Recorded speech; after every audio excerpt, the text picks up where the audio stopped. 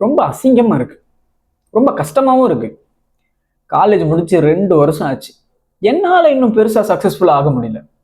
எங்க அம்மா கிட்ட இன்னும் 1 மாசம் வெயிட் பண்ணு, இன்னும் 2 மாசம் வெயிட் பண்ணு, பெரிய ஆளா வந்துருவேன்.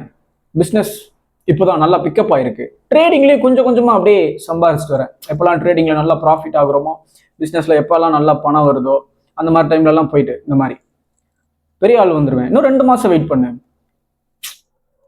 சம்பாதிச்சிடலாம், ஜெயிச்சிடலாம். இப்படியே சொல்லி சொல்லி நாளும் நேரமும் மட்டும்தான் ஓடிக்கிட்டே இருக்கு.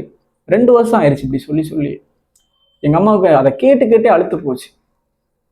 போடா, நீ என்னத்தை சம்பாரிச்சு நீ என்னத்தை கிழிச்சு கொண்டு வந்துட போற அப்படின்னு.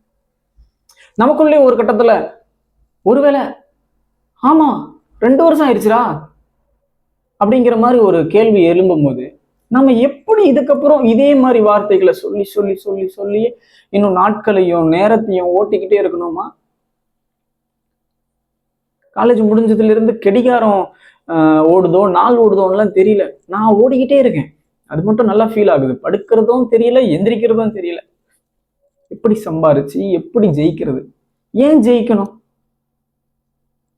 கேள்வியே இல்லை.